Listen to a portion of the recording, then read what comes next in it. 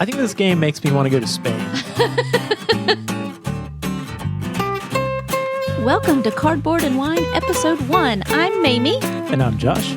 Grab a glass, pull up a chair, and let's talk about some games. Today on the show, we break out our trusty Grozing Pliers and craft some stained glass masterpieces in the gorgeous dice drafting game, Sagrada.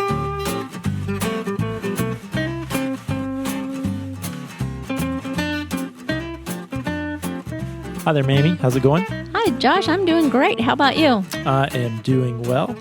Have a nice glass of Malbec in front of us. Yes, our favorite Malbec. Yeah, this is the Padrillos Malbec from Argentina, where I guess lots of Malbecs come from.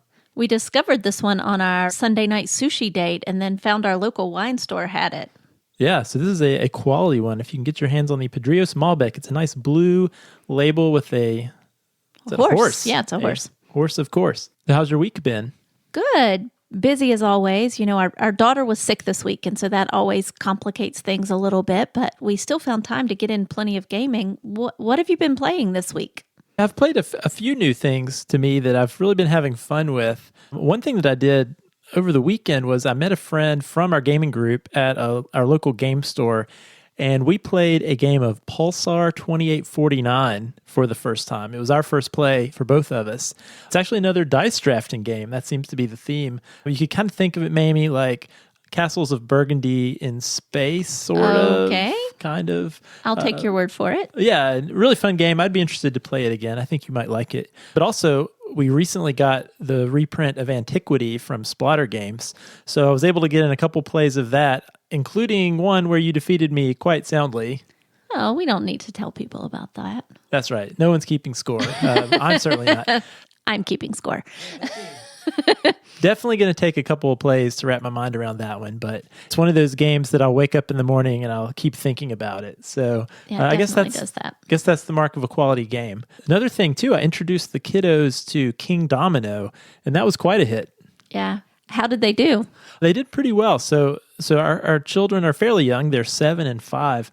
And I have to say, we played 2 games, and in that second game, my 5-year-old son legit beat me. So I'm not sure how I feel about that. He's a pretty strong gamer. Yeah, he's either a really strong gamer or I'm a weak gamer. Maybe that's the theme of this show so far. Well, you know, it kind of makes me think about Saturday night, too. It's been sort of a rainy weekend, so we've actually spent quite a bit of time playing games. And Friday night, we had a friend over and we played mini rails and photosynthesis. But then last night, we had some friends over. Those are friends that are probably a little more into the wine than the games. But we broke out a escape adventure, one of the unlock adventures, Squeak and Sausage. And it really didn't go very well. Yeah, that's putting it nicely. We had these friends over previously. It's been months ago now, and we did one of these escape room games. Actually, it was the first escape room in a box type game that either of us had done, and it was one of the exit the room games. And I think we all had a really great time. Yeah, it was really fabulous. Fun. And most of these games, if you haven't played, it simulates these escape rooms that you actually would go and do in person. But they're sort of that experience in a box. And they usually give you an hour. And that first experience, it was a nail biter, but we got it done. Yeah, we did it. Right under the wire. This one was a little more of a train wreck. Yeah, it was definitely a train wreck. We had to play Fabled Fruit when it was over just so we could feel better about ourselves. Yeah, and So I got this Unlock game because I've heard lots of good things about the Unlock games. And I can see the appeal. Everything's contained to this deck of cards. So some of these escape room in a box games, you have to actually destroy things, like you're folding things, you're tearing things up. Kind of like a legacy game. Yeah, kind of. But this Unlock, it is very clean. You have this one deck of cards that's everything. And one thing that I think some people like is you could replay this. I mean, I don't think you would replay it yourself, but someone else could go through it. But I think the thing that was frustrating about it was not so much that it wasn't frustrating because the puzzles were challenging, but it seemed frustrating because there's one component of this that's very much like hidden picture. Like maybe there's a card and there's a little tiny number somewhere. Yeah, I think there was one number that we missed and we were stuck like 15 minutes looking for things that weren't there. Yeah, so I felt like there was less time trying to solve puzzles and more, we didn't see that little tiny number that was on this part of the card. And I don't know, to me, that was a little bit less satisfying than maybe some of the other experiences we've had with the escape games. Yeah, I agree completely. I think, I love doing an escape room, like that adventure, that activity is really fun. I think it's hard to put that into a box, and the deck of cards just wasn't quite it for me. But we'll try again. We'll try something else. We'll try one more. I mean, a lot of people really swear by these unlocked games, and so we'll try another one now that we're a little more familiar with the system and kind of how these things work. And we definitely like that sort of legacy game. The other thing we did is this afternoon we played another month in our Pandemic Legacy. We're working our way through the first episode of Pandemic Legacy, and it's been a blast. Yeah, we're on to August now, so except we have to do August again. Yeah, well, we'll definitely talk more about that in a later episode. Yeah, we'll have a spoiler-free review of that once we get through the campaign. But as for today, we wanted to talk about one of our favorite games, and this is actually a game that we've played almost more than any other game. I'm a habitual game logger, so I always track our plays, and I went and did some research, and it turns out over the last 6 months, Mamie, this is our most played game, and that is Sagrada. I am not surprised. Sagrada is an amazing game that we break out all the time, especially when we just need something for a few minutes of gameplay. So tell the folks a little bit about Sagrada. You are an artist who is competing with fellow artists to create the most beautiful stained glass window in the Sagrada Familia. Your glass pieces are represented by dice, which have a color and a shade, and these are indicated by the values on the dice. So the lower the value, the lighter the shade. And each round, you're going to take turns drafting from a pool of dice and placing these dice on their window. And players must place them within the color and shade restrictions on their window card. And here's the interesting thing. So are you a Sudoku fan? I do like Sudoku, but I only do the easy ones. Yeah, well, so you know how with Sudoku, you can't have the same number in the row. Right. So it's a little bit similar logic feel. So with Sagrada, when you place those dice, you can never have adjacent dice that are either the same color or the same value.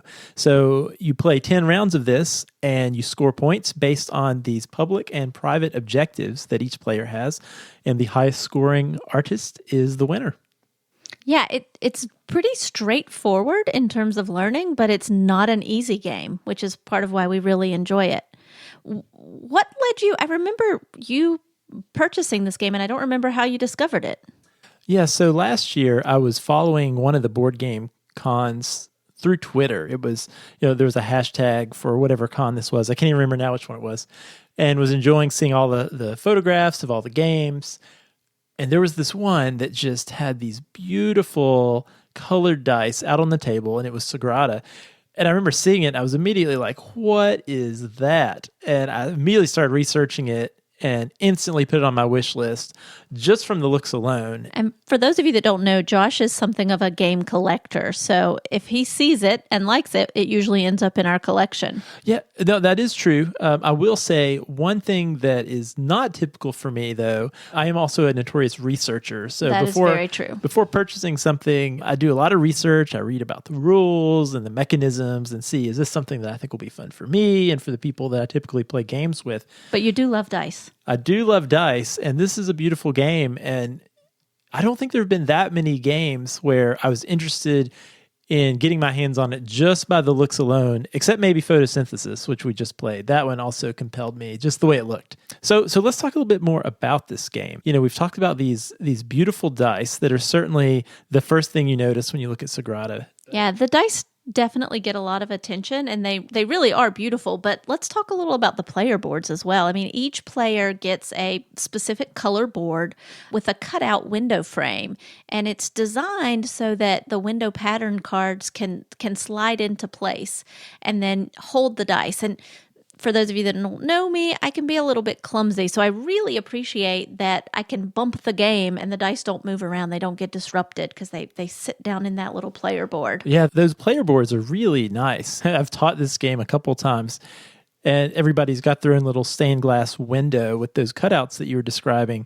But then each player, you get a couple of these little cardboard squares that have a grid with different color and number values, and they slide right in there to the window. And so your specific template shows through your window.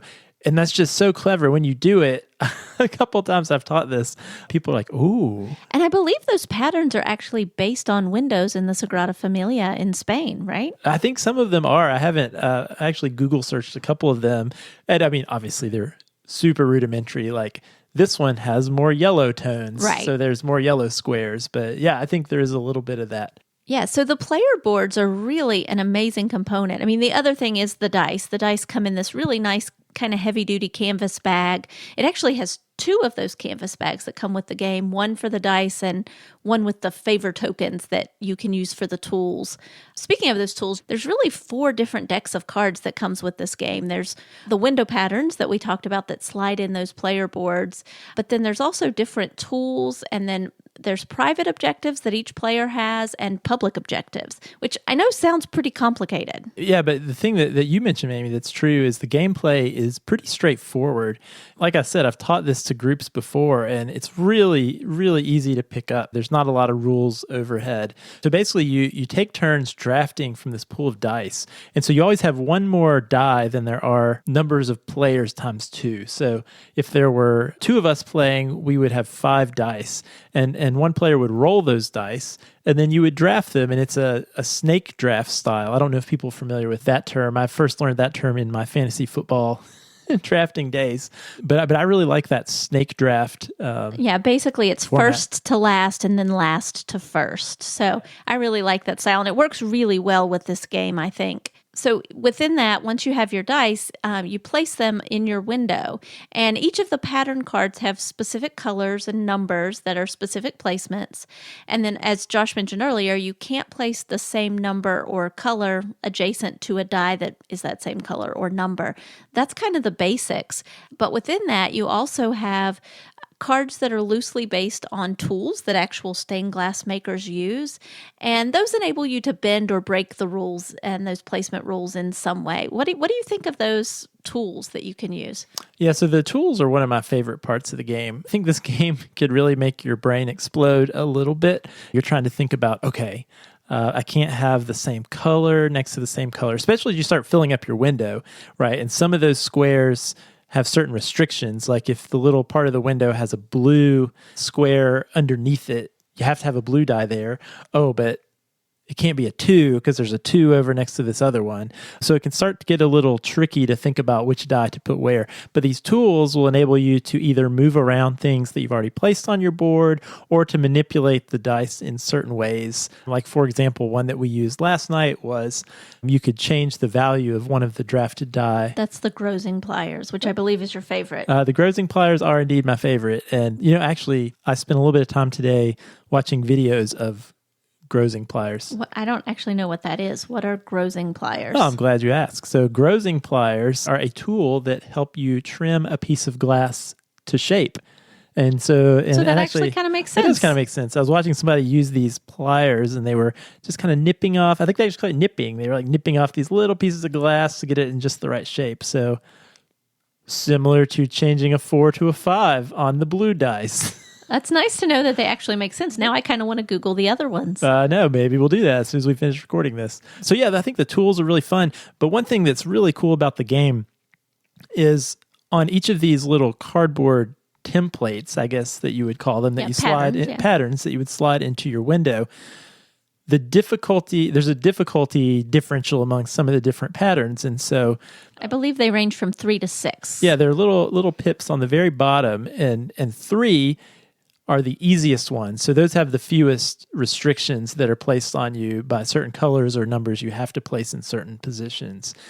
Whereas a 6 has a lot more restrictions on you. However, this is mitigated a little bit because, Mamie, you mentioned a bag for these little gems. Right. Those are the tools is what I think they call those in the game. And they allow you to use those tools. And so if you have, for instance, a window that's a level 6 difficulty, you get 6 gems, which means you're allowed to use more of the tools to kind of bend those rules. So it kind of evens out the playing field for the difficulty that you choose.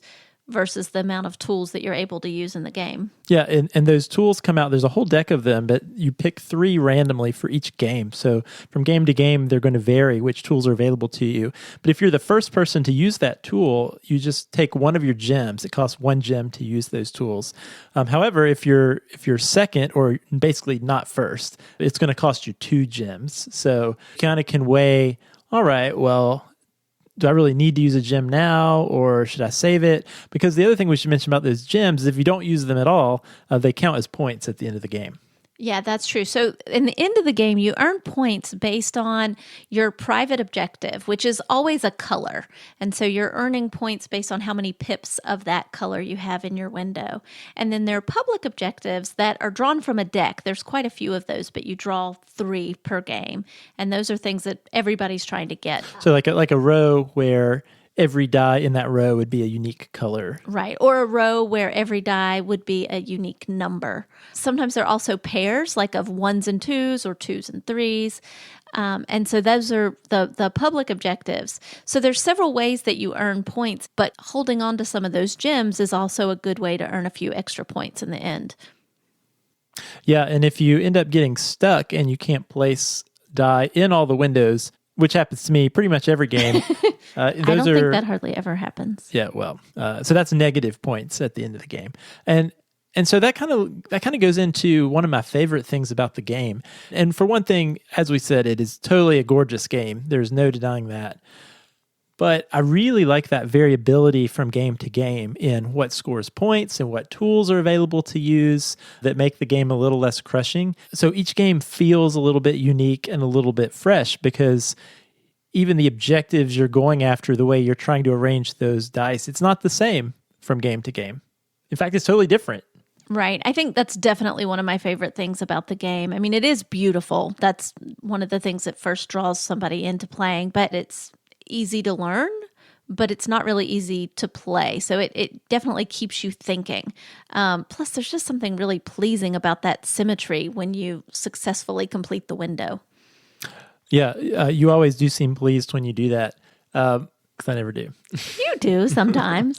One thing I really appreciate about this game is I really love a game where the components are really well done and they look nice and they're sturdy and they feel like quality pieces, but they functionally work together too. So they're not just, oh, that game looks really pretty, but it's really boring or it's not very fun. But I feel like it all kind of comes together with the theme and the gameplay, and really those components work seamlessly with the theme and the gameplay, and it all kind of works together in a way that really makes the game enjoyable. And I love rolling dice. Yeah, I mean, that's definitely true with this game. Is there anything about Sagrada that you don't like? Yeah, so this is a really minor thing, I guess, but I don't really like mini things. And I have to say, that I don't like mini cards, which tons of games seem to have these days. And so when I first opened this game, for some reason, I'd seen the photographs online, but I was surprised to find out that the dice are actually fairly small. I guess I was expecting they would be more traditionally sized dice. So when I opened them up, they were kind of tiny. Maybe it's just because it wasn't what I was expecting, but I was a little disappointed there. And I do think that, at least for me, once your window gets fairly full and you're trying to fit some of those last dice in, it can be very easy, for me at least, to accidentally bump something and those dice seem to flip over a little bit. So I don't know, I guess if there was one minor quibble, it would be, I'd love those player boards to be just a little bit bigger and accommodate some full-size dice. Again, still a great game, but just a minor quibble for me. I can see that. The dice size doesn't really bother me, but I kind of have a unique appreciation for things that are not quite the right size. Honestly, it's hard for me to think of anything that I don't really love about this game. The one thing, and again, this is such a piddly thing, is the score track. The score track comes with little discs to use to keep score. And little is an overstatement. Yeah, they're tiny, and we've really found them to be pretty much useless. We tend to use a colored die to track the score instead of using those tiny little discs. But again, it's a very minor, piddly thing, and I really love this game. The one thing I could think of, I kind of wish they were coming out with some expansions. While it's already pretty variable, I could see us at some time reaching a point where we want something new and some additional variety. But other than that, I think it's a fabulous game. Yeah, so it's interesting you mentioned that, Mamie, because I actually saw on social media Floodgate Games, who is the production company of this game, did announce, or at least they teased, a 5 and 6 player expansion for for Sagrada. Awesome. Do you think it's just going to increase the player count, or do you think there's going to be other elements in there? Well, I think it's possible there might be some new window patterns, maybe some new objectives, and clearly there would have to be some new dice. But, I'm not sure how I would feel about that because, we have played this a lot. I mean, certainly I would say 75% of our games have been 2-player. And this is an excellent 2-player game, by the way. But we played more recently some 3 and 4-player games. And I have to say, I enjoyed it a lot less at 4 players than I did at 2 players. Yeah, I think this game definitely plays best, at least in our experience so far, as 2-player. I can't really imagine it as a 5 or 6-player game. Yeah, I don't know that if I had a group of 5 or 6 people, if this would be my go-to game. So, while I would definitely consider getting the expansion if it included some of those additional windows, maybe some new tools, some new objectives, that might be fun. But if it's really just some extra dice and some extra windows for a 5th and 6th player, I'm not sure that that's something I would get a lot of use out of. So one thing we want to talk about on the show when we go over a game is not just the nuts and bolts, the components and the gameplay, but I feel like a lot of times when you play games, there's certain feelings, a certain feeling you get from each game that you play. And so Mamie, what kind of feelings does Sagrada evoke in you? As I mentioned earlier, I really love the symmetry of putting everything in its place. I might be a little bit OCD in that regard. And so when I can get all of my colors and all of my numbers to line up correctly, it's just really satisfying. And I just enjoy the color and the numbers and symmetry is the only word I can think of for that. I think it's really pleasing and feels satisfying. What about you? I think this game makes me want to go to Spain. So this game's named after the Sagrada Familia, which is the largest unfinished Roman Catholic church in the world. I didn't realize it was an unfinished church. It's unfinished, located in Barcelona, Spain. And construction for the Sagrada Familia actually started in 1882, and it's still not done. I read online, actually, it is supposed to be completed by around 2026. However, you can go visit it. And seriously, it is breathtaking from the photos. So whether you've heard of this game or not, certainly if you've not been there, take a look at some of the photos of the Sagrada Familia.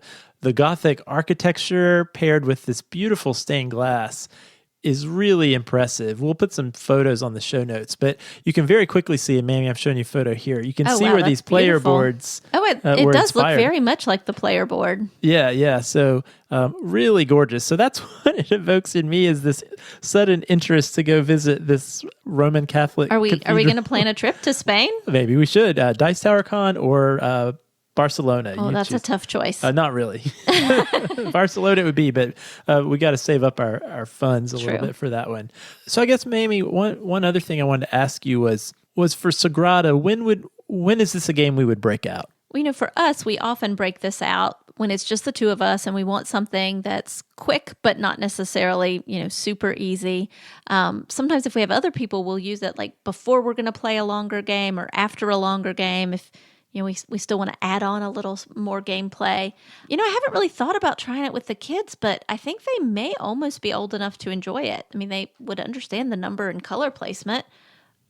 Yeah, I think this would be a great way for kids to develop kind of logic, because really it sort of is like some of those logic problems that you used to do as kids or in puzzles. I think as long as kids have kind of developed the fine motor skills to move and manipulate those little dice, I think it could be a really engaging game for kids. One thing I love about this game is that it really is attractive and exciting for almost everybody. We've played it with people that are casual gamers all the way up to some of our pretty heavy gaming friends, and everybody seems to enjoy it. Yeah, that is true. I don't think anyone we have ever introduced this game to has disliked it. In fact, most of them have really asked to play it again. And so I think that is the mark of a good game. So with that, any final thoughts you have on Sagrada? On the whole, I just think it's a game that people would like to have in their collection. It's beautiful. It's versatile. We've played it a lot. And yet, if you wanted to play tonight, I'd be happy to play it again, which again is a mark of a good game. What did you think? Well, so as I mentioned, this is one of those rare games for me that I immediately wanted just based on the looks. And I'm happy to say that I was not at all disappointed by the gameplay once I finally got to play Sagrada. And it scratches a very different itch for me than a lot of the other strategy games that we play. And I think that's one of the reasons why we'll often play it before or after another game. It's almost like it's a good palate cleanser after a long, intense 2-hour strategy game session. But the part of me that likes Sudoku and these logic puzzles really loves this game. And we didn't mention it, but it plays easily under 20 minutes. And it's very quick. Yeah, so it's easy to get in a game or two. And as I mentioned, over the last 6 months, this has been our most played game for a reason. It is beautiful. It evokes the theme of crafting this stained glass so well, all under a half-hour package. So it's really the perfect game to break out with gamer and non-gamer friends alike. Pretty sure this will definitely stay in our collection, and I envision that we have many, many more plays of Sagrada. And also Grozing Pliers. Okay, so it's the moment of truth. What would be your final rating for Sagrada? Yeah, so we should talk about our rating scale. Okay, yeah. This is episode 1. So, that's true. So we're Cardboard and Wine, so we decided to give put a little wine spin on our rating scale. And you should listen to episode 0 to find out a little more about why we chose that name. So our rating is going to go from 1 to 5. So 1 would be an empty bottle. Wah, wah. Sad, disappointing, needs to be thrown away. Or recycled. Oh, yes, recycled, definitely. So that's a 1. A 2 is going to be our $2 chuck. So our $2 Trader Joe's, I don't have anything else and it's raining outside. So this will do if in a pinch. Yeah. And 3 is wine in a box. There are things about it that I like and things about it that I don't like so much. In the right situation, wine in a box is what you need. Yep. All right. A 4 is going to be maybe like this Malbec that we're enjoying tonight. This is a solid quality wine, good value, easy to enjoy regularly. I've poured a glass and I'm really looking forward to enjoying some more. 5, the top of our scale, is a big, bold California Cabernet, full of complexity. It's going to get better with age. Those are games that we can play over and over again. Yeah, this will be a game that we don't expect to get tired of anytime soon. All right, what do you got? This is definitely a 4. Something that's easy to enjoy regularly. We play it often. We enjoy it. We look forward to playing it more. Yeah, I'm right there with you. So this game is a 4 for me. Played it a ton. I'm not tired of it yet. Would definitely be happy to play it some more. A game that I'm totally happy for it to be in my collection. I don't think it's the only game I would ever want to play. I don't think it's a feature game in an evening for me, but certainly makes a good addendum to some other games on a game night. All right. Well, that was us talking about Sagrada, Mamie. Thanks for coming here and talking with me. Yeah, and thanks to all of our listeners. Thanks for listening to Cardboard and Wine. For show notes, links, and other fun info about the games we discuss on the show, you can visit our website at cardboardandwine.com. If you have feedback on the show or suggestions for a future show, you can send us a tweet at Board and Wine, email us at cardboardandwine@gmail.com, or jump into our guild on Board Game Geek. You can leave us a review on iTunes, and we'd love to hear from you. Since we are a brand new podcast, it'll help new listeners find the show. Until next time, cheers and happy gaming.